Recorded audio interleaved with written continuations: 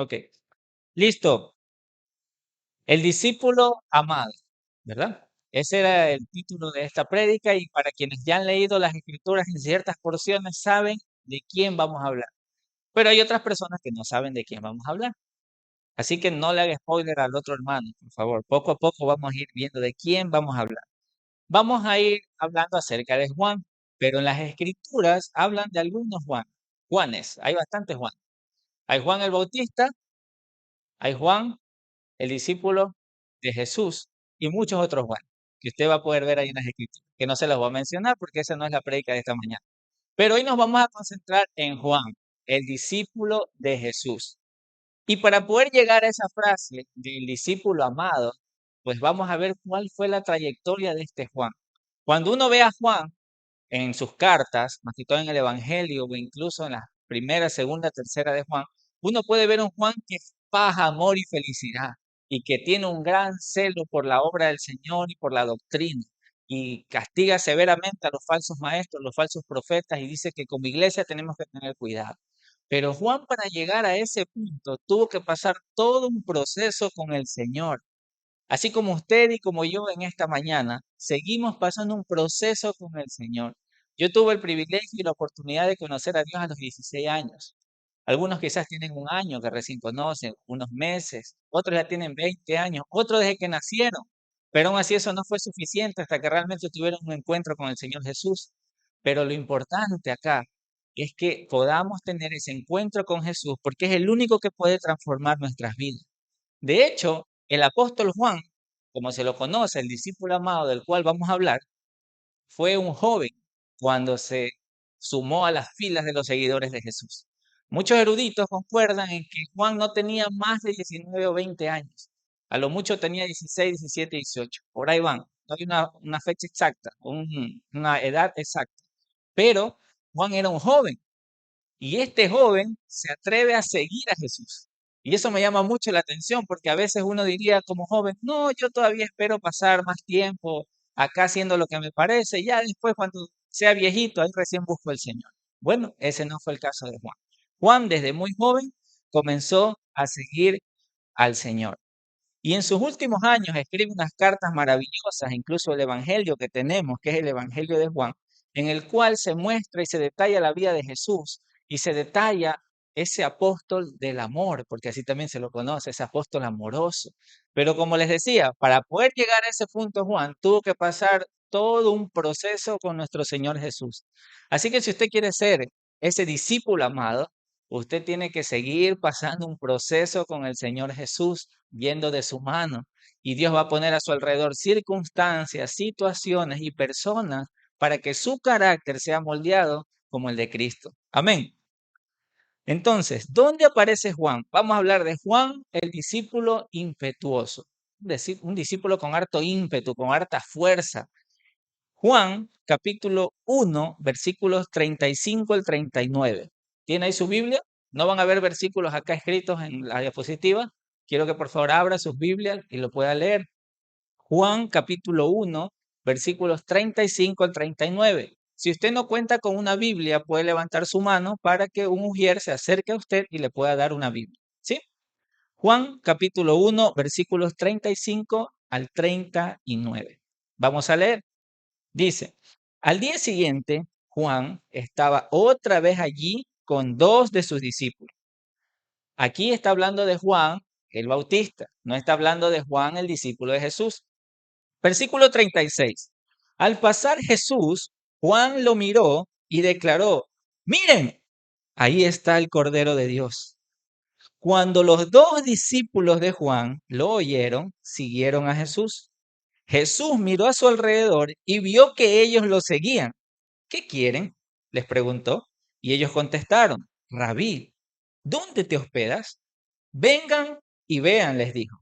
Eran como las 4 de la tarde cuando lo acompañaron al lugar donde se hospedaba y se quedaron el resto del día con él.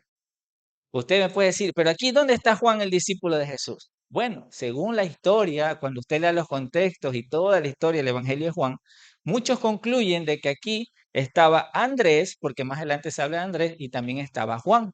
Juan es ese otro discípulo que no se menciona allí. Juan era discípulo de Juan el Bautista. Entonces, él, siendo discípulo de Juan el Bautista, se encontraba allí escuchando las enseñanzas de Juan el Bautista. ¿Se acuerdan cuáles eran las enseñanzas de Juan el Bautista? ¿Qué decía? Arrepiéntanse, arrepiéntanse, generación perversa. Ok. Entonces, él estaba escuchando ese mensaje, pero de repente en medio de lo que estaba predicando Juan el Bautista, a lo lejos ve llegar a Jesús y hace esta declaración maravillosa de poder decir, he ahí el Cordero de Dios que quita el pecado del mundo. Y obviamente me imagino todos mirando ahí. Él es. Bueno, no dice aquí que todos empezaron a seguir a Jesús, solo dice que Andrés y Juan, o sea, estos dos discípulos de Juan el Bautista, se acercaron. Jesús iba caminando y ellos empezaron a ir atrás, hasta que el Señor los sorprende. Ok, ¿qué quieren? Queremos saber, Señor, más de ti, dónde moras, qué haces. Ok, vengan y vean. Y bueno, las escrituras dicen que ellos se quedaron con Jesús. ¿Ustedes se imaginan todo lo que pudieron haber conversado allí? ¿Qué preguntas nomás le pudo haber hecho Juan? ¿Qué preguntas le hizo Andrés? Bueno, de Andrés ya sabemos, pues, escuchamos la prédica, que Andrés pues fue a contarle a Simón que habían encontrado al Mesías. Pero acá de Juan no se nos dice nada más, solo se nos dice que Juan estuvo allí también con Jesús, escuchando sus enseñanzas. No sabemos qué le habrá preguntado, pero Juan estuvo allí. Entonces, esta es una primera interacción que tiene Juan con Jesús. Y para poder conocer un poco, el nombre Juan significa Dios es misericordioso. El nombre Juan significa la gracia o la misericordia del Señor. Así que si le quiere poner a su hijo Juan, eso significa la gracia del Señor, Dios es misericordioso. A Andrés y Juan le siguieron inmediatamente y se quedaron con Jesús, es lo que leímos en el versículo anterior. Pero ahora vamos a leer otra escena en la cual también interactúa Juan. Mateo capítulo 4 versículos 21 y 22. Miren esta escena. Mateo capítulo 4, versículos 21 y 22. Un poco más adelante, por la orilla, vio a otros dos hermanos, Santiago y Juan, sentados en una barca junto a su padre Zebedeo, reparando las redes. También los llamó para que lo siguieran y ellos, dejando atrás la barca y a su padre, lo siguieron inmediatamente. ¿Qué datos podemos extraer acerca de esta porción con relación a Juan? Primero, Juan tenía un hermano que, según la traducción, en unas dice Jacobo y en otras dice Santiago. ¿Ok? Juan tenía un hermano y este hermano no era menor a Juan, sino que era un hermano mayor. Entonces tenemos a Santiago, el hermano mayor, y Juan, el hermano menor. Eran dos hermanos. Y el padre se llamaba Zebedeo. También de esta porción podemos extraer que eran pescadores, estaban reparando redes, estaban en la orilla. ¿Qué más podemos conocer aquí? Si usted lee el contexto de este pasaje, con pasajes paralelos acerca de esta escena, usted va a comprender que esto sucede después de la pesca milagrosa. ¿Se acuerda de la pesca milagrosa de Pedro? Cuando Pedro estaba allí, se arrepiente, Señor, aléjate de mí porque soy un pecador, pues toda esa barca estaba llena de peces y llamaron a otros para que les ayuden porque no podían cargar con todos esos peces. Bueno, esos otros eran Jacobo, Juan, Zebedeo y todos los pescadores que estaban allí. Y cuando ellos ya llegan a la orilla, obviamente cogen toda la mercancía y empiezan a reparar las redes. Y en esta escena, o aquí se ve que Jesús les dice, síganme. Jesús les hace el llamado a ellos, a estos jóvenes, bueno, a Santiago y a Juan, le dicen, síganme. Y ellos dicen que dejaron atrás la barca y a su padre y lo siguieron de inmediato. Alguien pudiese tomar esta escena y poder decir, oye, ¿qué pensaron así? O no pensaron nada así. Simplemente dejaron todo y lo siguieron. Bueno, recordemos que Juan ya había tenido una interacción con Jesús, ya sabía quién era él, e incluso puede ser que ya escuchó y vio algunas cosas, algunos milagros, algunas señales que lo hicieron que cuando Jesús les dijo, sígueme, entonces Juan, dejándolo todo con su hermano, lo siguió. ¿Sabe a qué se parece esto? A nosotros cuando recién estamos escuchando las escrituras. No sé cuánto tiempo llevas escuchando las escrituras y estás escuchando lo poderoso que es Jesús, lo milagroso que es Él, lo sanador, lo poderoso que es para salvar tu alma del pecado en el cual estás que batallas y batallas y batallas. Pero por más que el Señor te está diciendo, ven, sígueme, estás como que todavía no, todavía no, todavía no. Bueno, aprendamos de este joven que escuchando de Jesús y escuchando su voz al decir, síganme, este joven con su hermano le siguieron. Y esto me parece súper chévere porque no fue solito, se lo fue jalando a su hermano. Y ahí tenemos una obra evangelística y tenemos una obra de poder alcanzar a otros. Pues Juan lo hizo. Ahora, Jesús llama a estos jóvenes que se disponen a ir. Jesús comienza una travesía con ellos. Juan ahora empieza a seguir a Jesús junto con su hermano. ¿Y por qué lo menciona a su hermano? No vamos a hablar hoy de Jacobo, pero de ley vamos a tener que mencionarlo, porque las escrituras no los separa, casi no los separa, siempre se los menciona juntos en las escenas. Y ya vamos a ver qué pasa. En Marcos capítulo 3, versículos 13 al 19, fíjense cómo se los menciona. Vamos a leer. Marcos capítulo 3, versículos 13 al 19. Tiempo después, Jesús subió a un monte y llamó a los que quería que lo acompañaran. Todos ellos se acercaron a él. Luego nombró a 12 de ellos y los llamó sus apóstoles. Ellos lo acompañaron y él los enviaría a predicar y les daría autoridad para expulsar demonios. Estos son los 12 que escogió y se nos da una lista de los discípulos. Simón, a quien llamó Pedro, Santiago y Juan, los hijos de Zebedeo, a quienes Jesús apodó hijos del trueno. Entonces aquí les puse esa porción para que ustedes vean resaltadas que se les llamó a estos dos jóvenes los hijos del trueno. Y la pregunta es ¿por qué se le llamó a los hijos del trueno? Bueno, muchos concluyen, incluso por los pasajes que se ven más adelante y la interacción con Jesús y con el pueblo, de que estos dos jóvenes realmente eran arrebatados. No sé si me entiende con la palabra arrebatado. Eran alocados, impetuosos. Era como que no se dejaban de nada, como que sabidos. No sé qué otra palabra decirle para que me comprenda. Quizás usted sea así y se esté identificando. O quizás usted no sea así y conoce a alguien que es así, que se lanza, que está ahí todo. Ok, Santiago y Juan eran así. Y por eso Jesús mismo los apodó los hijos del trueno, los hermanos del trueno. Entonces, esto es interesante porque la frase los hijos del trueno demuestra el carácter de ellos. Y más interesante aún que Jesús quiso trabajar con ellos de cerca. Yo le pregunto a usted, ¿usted estaría dispuesto a trabajar con personas así? Que ni medio usted habla, están que hablan y no lo dejan ni hablar, o que están ahí que quieren hacer lo que les parece y no obedecen. Uno diría, no, no, yo quiero esas personas de lejos, así, no, no. Ya cuando cambie, ahí recién me le voy a acercar para poder estar con él. Jesús no fue así. Jesús, dentro de todos sus seguidores, porque había muchos, escogió a 12. Y dentro de esos 12, escogió a los hijos del trueno. Escogió a Jacobo y escogió a Juan. Y Juan era el más joven de todos los discípulos. Imagínense, Juan era el jovencito. ¿Se imaginan de que todos los demás ya grandes, Pedro siendo el mayor ahí, ya con autoridad, estando casado y todo, y Juan ahí, el jovencito? A veces incluso eso pasa dentro de las iglesias o nuestra familia, como que los jóvenes ya ahí, no. Pero el Señor lo tomó en cuenta ese joven y ese joven, pues ya vamos a ver qué pasó con él.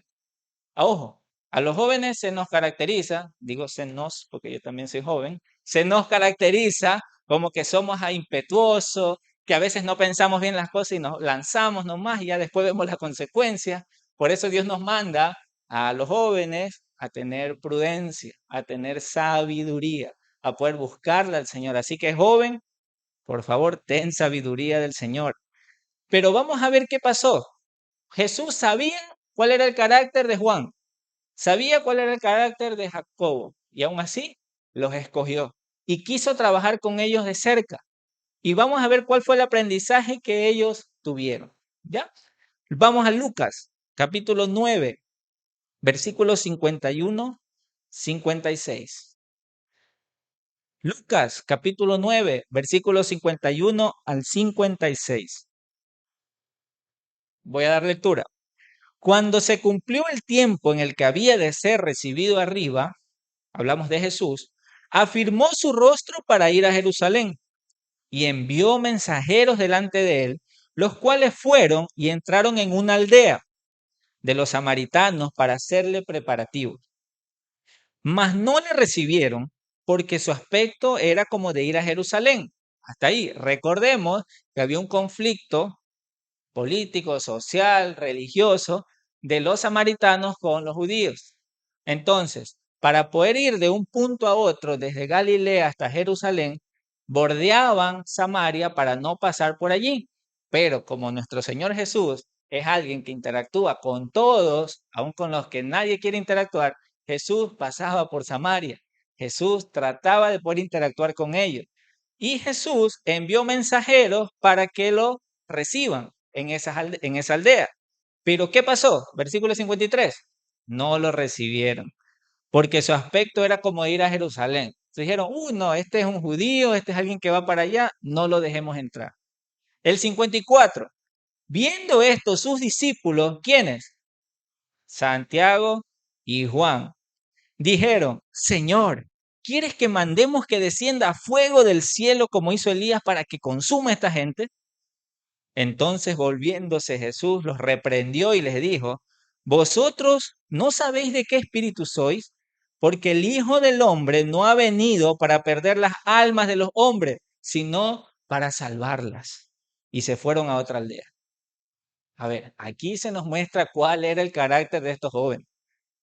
Estos jóvenes no aguantaban una.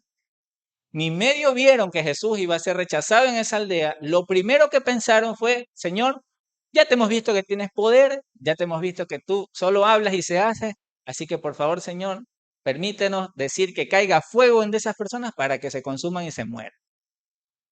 Imagínense esa actitud. Da un poco de risa, ¿no? Así también somos a veces nosotros. ¿Saben por qué? Porque no sé cómo ha estado su corazón en este último mes en la situación del país. Y cuando vemos a las personas que están haciendo lo malo, que están matando, asesinando, entonces nuestro corazón nos dice, Señor, ten misericordia de ellos. No necesariamente dice eso. No quiero hablar por todo, pero nuestro corazón no necesariamente dice, Señor, ten misericordia, toca esos corazones, que se arrepientan de su pecado, que se haga justicia, que paguen lo que tengan que pagar, pero que te conozcan, Señor. ¿Qué es lo que por lo general pensamos? Señor, ya elimínalo. ¿Para qué tener personas así que andan haciendo el mal? Destrúyelos, mátalos. Y en corazón de cristianos pasan eso, ¿sí? Miramos a Juan y decimos, que Juan, ¿qué le pasó así? No, pues tiene que tener misericordia. Y así miramos en otro que debe tener misericordia, pero en nosotros nos es difícil ver que tengamos misericordia. Así que hermanos queridos, miremos, porque el Señor sabe lo que le dice a estos jóvenes. Quiero que recuerden cuál es la misión por la cual yo he venido. Yo no he venido para destruir esas almas, sino que yo he venido para salvarlas. Entonces, con eso les está enseñando a Juan, le está enseñando a su hermano que no se trata de que ellos sean destruidos, se trata de que tengan misericordia, se trata de que tengan gracia. Así que, hermano, cuidado, vamos a ser como este joven queriendo destruir esa aldea porque no quiso recibir a Jesús. Señor, envía fuego del cielo para que le caiga a esas personas porque están haciendo lo malo. No quieren recibir tu presencia, Señor. No, no debemos actuar de esa manera, hermano. Amén. Amén. Espero eso, hermano. Porque sí que es difícil. Sí que es difícil. Yo lo sé, hermano. A mí también me sabe pasar. Pero debemos de aprender de las escrituras, del ejemplo de nuestro Señor Jesús, de cómo debemos actuar ante esta situación. Vamos a leer otra escena en la cual Juan tuvo que recibir un aprendizaje del Señor. Mateo capítulo 20, versículos del 20 al 28. Mateo capítulo 20, versículos 20 al 28. ¿Ok? Si lo voy a resumir, aparece otro nuevo personaje de esta familia de los hermanos, la mamá. Y la mamá va y les dice, Señor, no sé, quiénes están ocupando esos lugares a tu derecha y a tu izquierda, pero que mis hijos puedan estar ahí. Y los hijos escuchando eso, como que sí, sí, nosotros queremos estar ahí, Señor, queremos estar ahí. Pero el Señor les dice, ustedes no saben lo que tienen que pasar, o sea, ¿acaso ustedes pueden beber de la copa que yo voy a beber? ¿Y qué creen que dijeron los jóvenes? Sí, sí, sí podemos, Señor, sí podemos. Y el Señor les dice, bueno, ciertamente lo van a hacer, pero el que esté a mi derecha o a mi izquierda, eso no me corresponde a mí, sino le corresponde a mi Padre que está en los cielos. Hermanos, en esta escena, Juan muestra una vez más ese ímpetu de ni siquiera pensar las cosas, sino poder obtener algo y punto. Simplemente él quería con su hermano un lugar de honor. No sé si la mamá los empujó para que dile, dile, dile. Pero la cuestión está en que ellos también dijeron, sí queremos. Queremos un lugar de honor, queremos estar a tu derecha, queremos estar a tu izquierda. Pero ellos reciben una zarandeada de parte del Señor y decirles, ok, esta enseñanza no solo se las voy a dar a ustedes, vengan los demás, para que todos comprendan. El que quiere ser primero debe aprender a ser último. Así que por favor, nada que yo me siento a la derecha o a la izquierda, no. Deben de aprender a servir a los demás. ¿Y saben qué pasó con los discípulos cuando se enteraron que Juan y Santiago hicieron esa petición? Un poco más y les caían a cocacho, un poco más y decían, pero ¿qué se han creído? Váyanse de aquí, porque se enojaron. Obviamente, ellos querían sobresalir de todos los demás cuando el Señor no los había llamado a que sobresalgan, los había llamado a que conozcan del reino, les había llamado a que aprendan de Él. El Señor ya les había dicho, aprendan de mí, que soy manso y humilde de corazón. Manso y humilde de corazón. Pero Santiago y Juan pues, eran de los que, no, Señor, yo quiero estar allá, yo quiero estar allá. No sé quiénes se identifican con esas actitudes, pero de una u otra manera algunos los hemos tenido. Como que no, allá yo quiero estar, Señor. Sí, pero el Señor te dice, tienes que primero venir acá. No es que yo quiero ir a las naciones a predicar. Sí, sí, pero el Señor te llama a predicarle a tu vecino. El Señor te llama a hablarle a tu familia, a tus hijos, a tus hermanos. Sí, es verdad, el Señor te puede llevar a otros lugares. Sí, pero hasta que te lleve, hasta que estés allá, haz la tarea que debes hacer en casa. Haz la tarea que debes hacer en tu trabajo, con tus amigos. Amén. Amén. Juan aparece varias veces. Juan aparece en varias escenas con Jesús. Y bueno, nos tomaría algún tiempo aquí en la mañana para poder hablar de aquello, pero les quiero mencionar unas cuantas. Juan pertenecía a ese círculo cercano de los discípulos de Jesús. ¿Cuál era ese círculo? Pedro, Jacobo y Juan. Eran tres. Y ahí estaba el más joven del equipo. Estaba ahí aprendiendo, viendo, reprendido, exhortado, pero allí se encontraba él. Él se encontró en una escena llamada la transfiguración, una escena asombrosa, que ninguna otra persona, ninguno de los otros discípulos estuvo allí realmente, pero ellos estuvieron ahí. Y ahí estuvo ese joven, impetuoso, con corazón alborotado, con corazón en forma de remolino. Allí estuvo Juan, estuvo en esas escenas trascendentales. En la última cena, cuando se encontraban todos reunidos y el Señor Jesús iba a hablarles del nuevo significado de la Pascua, allí se encontraba Juan. Y no se encontraba en cualquier lugar. Muchos teólogos concuerdan de que él quería estar tan cerca de Jesús que siempre buscaba estar al lado. Y en esta cena se muestra que estaba al lado. Si usted busca esta escena en las Escrituras, va a ver que Juan se sentó al lado de Jesús. Y no solo eso, ahorita ustedes están uno al lado del otro. Pero dice las Escrituras que él se le recostó en el pecho a Jesús. Y eso demostraba una intimidad, un cariño, un amor. No sé usted si realmente se emociona o se llena de alegría poder imaginarse esa escena de wow, así. Realmente estaba con Jesús. No sé si lo estaba abrazando, lo estaba ahí mordiendo, no sé si me va a decir que hablo herejías ahorita, pero quiero que usted comprenda el amor o el cariño y la cercanía que tenía Juan con Jesús y que Jesús permitía ese tipo de detalles, que Juan se le recueste en el pecho. Porque cuando sucede esta escena, Pedro, que era el más grande, es como que, oye, pregúntale quién es el que va a entregar, cuál es el que va a traicionar. Y bueno, usted puede seguir leyendo. Pero por ahí Pedro se aprovechaba un poco de esa relación íntima que tenía Juan. E incluso cuando estaban en el huerto de Getsemaní y el Señor estaba orando, pues ahí estaba Pedro, Jacobo y Juan atrás, a una distancia, tratando de mantenerse despiertos. No se mantuvieron. El Señor los reprendió. Ahí también estuvo Juan, recibiendo esa reprensión de que deben velar y orar, mantenerse firme. ¿Y saben dónde más estuvo Juan? Lo han de haber visto en películas. Al pie de la cruz. Mientras todos los otros discípulos en ese momento no se encontraban, no sabemos dónde estaban, Juan aparece al pie de la cruz junto con su madre, María.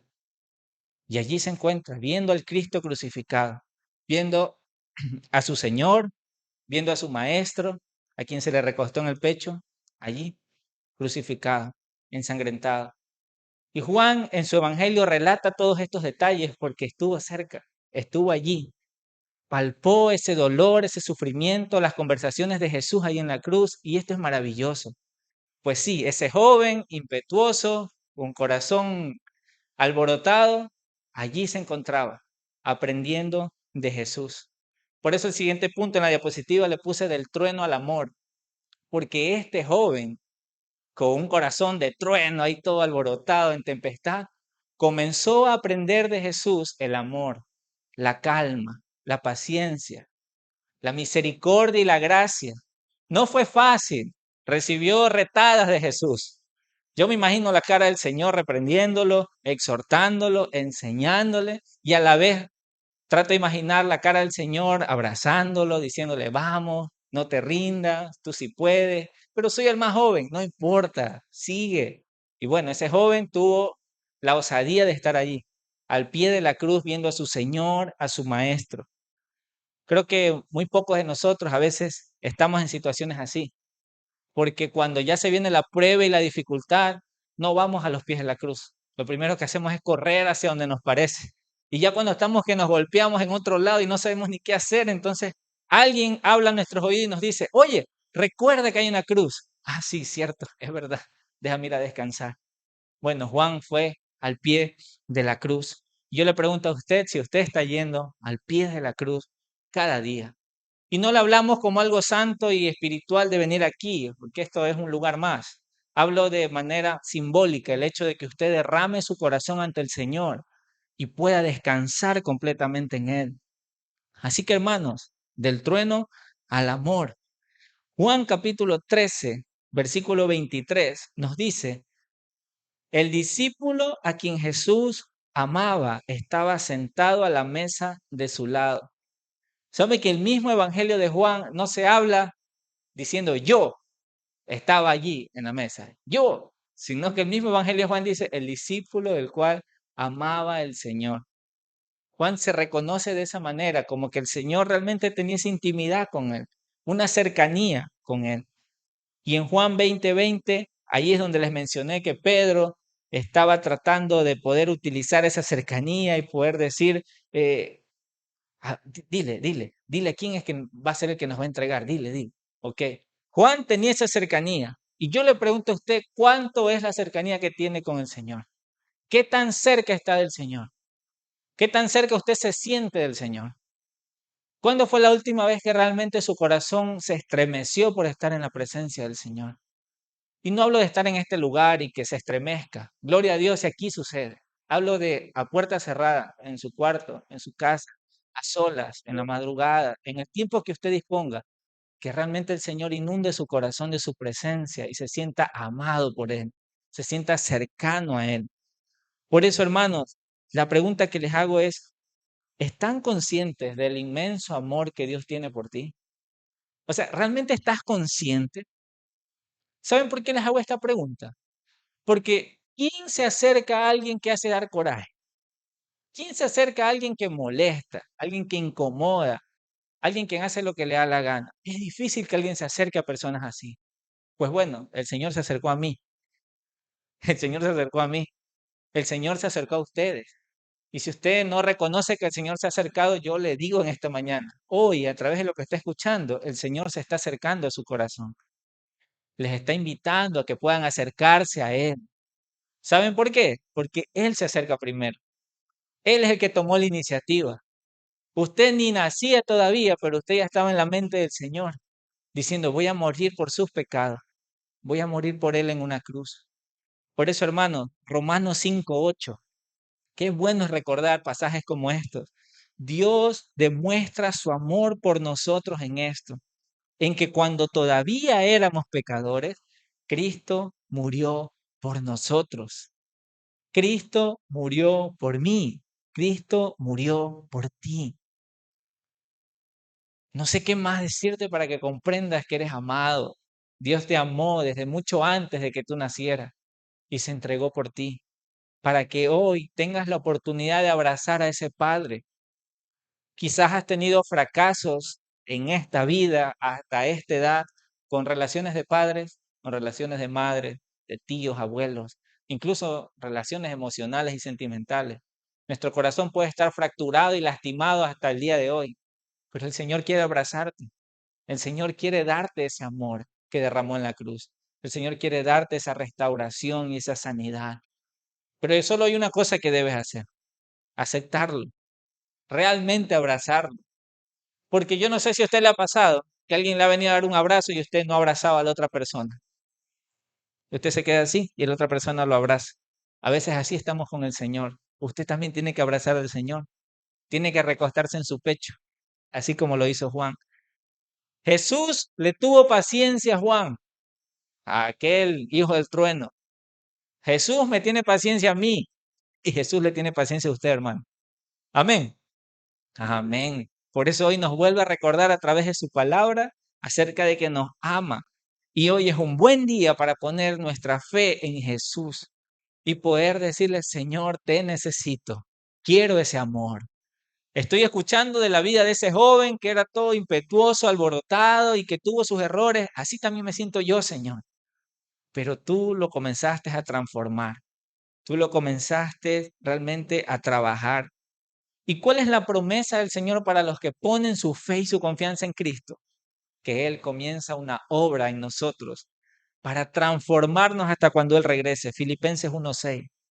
Y estoy seguro de que Dios, quien comenzó la buena obra en ustedes, la continuará hasta que quede completamente terminada el día en que Cristo Jesús vuelva. Hermanos, en el tiempo de alabanza, mi esposa hablaba acerca de cómo estamos en una generación que todo lo quiere rápido, inmediato. Y de cierta manera hasta eso nos pasa con nuestro carácter, porque nosotros hoy nos arrepentimos y reconocemos nuestro pecado. Y si en un mes, en 2 meses nos pasa algo en lo cual sabemos que a Dios le desagrada, ya decimos: ya, esto no es para mí, yo no voy a seguir a Jesús, ya me entrego otra vez al pecado. A veces somos así, pero el Señor no quiere que seamos así. Miremos las Escrituras y veamos a estos hombres comunes y corrientes que de la mano de Jesús fueron transformados en personas que edificaron a otros, que su vida fue bendecida y que con esa bendición que recibieron, bendicieron a los demás, bendijeron. Dios es bueno, Dios es santo, perfecto, y mi vida delante del Señor es valiosa. Su vida delante del Señor es valiosa. Así que no se rinde en medio del proceso que ya se encuentra. Si usted ha puesto su fe en Cristo Jesús, entonces levante la cabeza, ponga su confianza en la cruz y siga, porque Dios es bueno. Amén. Hermanos, Jesús hizo la obra en Juan, envió de su espíritu. Y este Juan estuvo en aquel momento maravilloso del libro de los Hechos, en el cual el Espíritu fue derramado y se paró Pedro en representación de todos a dar un discurso, a hablar. Pero, ¿dónde aparece Juan?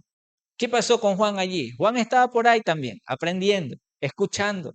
Pero en el libro de los Hechos aparece junto a Pedro en una escena que la han de haber escuchado, en la cual sanan a un cojo de nacimiento.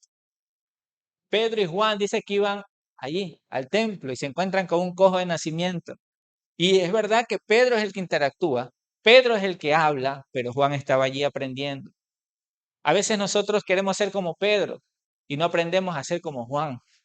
Juan se encontraba en un proceso de aprender. Juan se encontraba en ese proceso de ser transformado.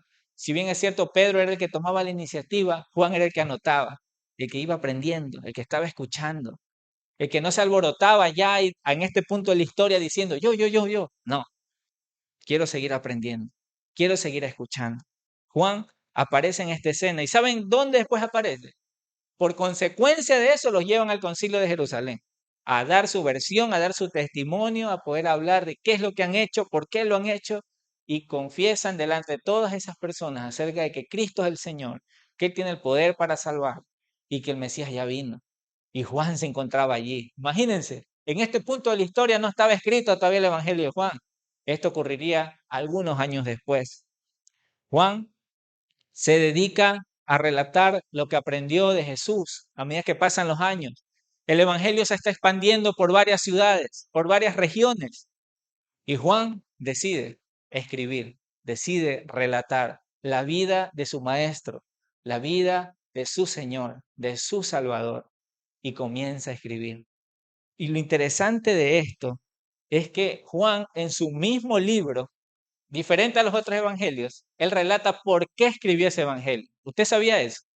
El mismo autor Juan escribe en Juan 20:31 lo siguiente: pero estas enseñanzas, estas palabras, se escribieron para que ustedes continúen creyendo que Jesús es el Mesías, el Hijo de Dios, y para que al creer en Él tengan vida por el poder de su nombre. Entonces el mismo Juan dice, ¿saben qué pasa? Todo lo que les he escrito acá no es solo para que tengan un conocimiento histórico, es para que ustedes entiendan de que ya vino el Mesías y que nuestra fe debe estar depositada en Él. Y yo en esta mañana les digo lo mismo. Lo que están escuchando no es solo para decir, sí, escuché que ahí hablaron de Juan, un personaje. No, yo le estoy hablando esto para que usted comprenda de que así como Dios miró la vida de este joven impetuoso, con un corazón alborotado, y la transformó en un hombre parecido al carácter de Cristo, así mismo Él quiere transformar nuestras vidas. Asimismo, Dios quiere transformar su vida. Y es necesario que usted se arrepienta de su pecado, ponga su fe en Él y que no se rinda y que persevere hasta el final. Amén. Dios es bueno y perfeccionará esa obra en nosotros. Por eso, no solo se quedó allí, Juan, en medio de la edad avanzada que iba pasando, se dio cuenta de que muchos de los que ya empezaron a creer a Jesús estaban siendo atacados por la filosofía, por la cultura de la época, empezaban a dudar de quién realmente es Jesús, si es el Hijo de Dios, no es el Hijo de Dios, y Juan tiene que escribir una vez más, y empieza a escribir sus cartas, y allí es donde tenemos primera de Juan, segunda de Juan y tercera de Juan. Hermanos, primera de Juan, si usted analiza primera de Juan, usted va a ver a alguien completamente diferente y transformado de como se nos muestra en el libro de Juan. Ahora ven al apóstol del amor. Ahora ven a un Juan lleno de amor, de esperanza, de misericordia, transformado por el Señor. Y en primera de Juan él se dedica a desenmascarar a los falsos maestros y que la iglesia debe estar limpia de esas enseñanzas, que debe ser transformada y por sobre todo debe de ejercitar el amor por encima de todas las cosas, más allá de las reglas, más allá de las cosas, es el amor, que se amen unos a otros. Y en su libro, Juan define, ¿saben qué? Dios es amor. Él lo había comprobado de primera mano, él lo había experimentado y dice, la verdad es que sí, Dios es amor. ¿Y de dónde sacó esta conclusión Juan? De las enseñanzas de Jesús. Y no solo de lo que escuchó, sino de lo que él experimentó hombro a hombro con Cristo. En su segunda carta, Juan comienza a hacer énfasis en que el Evangelio es la verdad absoluta, en que el Evangelio es las bondades del reino para el ser humano y advierte de esos falsos maestros, personas que quieren introducir herejías y cosas que van en contra de lo que el Señor enseñó y los castiga severamente. Y en tercera de Juan, él se dirige a Gallo, a un cristiano. Esa carta es personal para poder hablarle de cómo debe tratar a sus hermanos cristianos. Yo cuando conocí, leí todo esto, yo dije, wow, ese es Juan, el mismo Juan que quería estar ahí en la derecha del Señor con su hermano Santiago, el mismo Juan que estaba ahí todo impetuoso, sí, ese mismo Juan estaba transformado por el Señor con un corazón lleno de amor, enseñando el amor que debían ejercitar los demás, la iglesia, el reino. Y bueno, Juan es eterno en espíritu, no significa que está vivo ahorita, sino que Juan murió, tuvo que morir en una época. Pero ¿saben qué pasó? Antes de morir, Dios le regala algo maravilloso. Dios le dio el privilegio de escribir los últimos acontecimientos de toda esta generación, Apocalipsis. Yo digo, ¿qué privilegio Dios le dio a este joven? No sé si Juan desde ese momento que dejó las redes dijo, yo sé que el Señor me va a llevar allá. Simplemente Juan vio hasta donde sus ojos le daban. Bueno, voy a seguir a Jesús. Bueno, estoy aprendiendo, el Señor me está rescatando y el Señor poco a poco fue hablando a su corazón. No sé si se imaginó algún día que él iba a ser el autor de 4 cartas que tenemos acá. El Evangelio, las 3 y Apocalipsis. Juan tuvo ese privilegio, recibió esa revelación de parte del Señor y escribió, y escribió, y escribió, y escribió en la isla de Patmos. Y bueno, después de eso llegó su muerte. Dice la tradición que Juan fue arrestado en Éfeso enfrentó el martirio, lo arrojaron en una enorme vasija de aceite hirviendo y según la tradición, él fue liberado milagrosamente de ese lugar. No le pasó nada. Eso dice la tradición. Luego lo sentenciaron a Juan a trabajar como esclavo en la isla de Patmos. Y ahí es donde tiene la revelación de Apocalipsis. Hermanos queridos, esa es la vida de Juan. Un hombre común y corriente que fue transformado por el Señor y fue usado para su gloria, para su reino. Usted y yo podemos ser ese discípulo amado. Usted y yo somos esos discípulos amados. El Señor ha derramado su amor para con nosotros. El Señor nos ama grandemente. Por eso le sigue dando vida a usted. Por eso me sigue dando vida a mí. Usted se preguntó eso cuando hoy amaneció. Señor, ¿por qué me diste un día más de vida? ¿Qué quieres conmigo? ¿Qué quieres que aprenda? ¿Qué quieres que haga? Pregúntese eso cada vez que amanece. Señor, gracias por este nuevo día. ¿Qué me vas a enseñar? ¿Qué voy a aprender? Y yo me imagino al Señor diciendo, te quiero enseñar esto, te quiero enseñar lo de acá. ¿Y sabes cómo reaccionamos muchas veces? Ni siquiera la Biblia la abrimos, ni en física ni en el teléfono. Ya no hay excusa, hermano. No, que se me quedó la Biblia en la casa, ahí está el teléfono, hay internet, hay conexión. No, es que mejor me quedo en la casa descansando. Pero hay hermanos que se están reuniendo a estudiar las escrituras. Vamos, aprendamos. No, no, quiero descansar, estoy cansado. Y así, y así, y así. Excusas tras excusas. Y nos perdemos de todo lo que Dios quiere hacer con nosotros. Imagínense Juan si hubiera desde el inicio dicho, no, yo no voy a dejar las redes. Me voy a pescar con mi papá. Santiago, anda nomás, yo después ahí veo si voy o no voy. Juan inmediatamente, Señor, ¿me estás llamando? Yo voy. Eso le animo a que usted haga en esta mañana. Jesús lo está llamando a que se acerque a Él. Él lo quiere abrazar. Abrácelo usted también y no se rinda. Amén.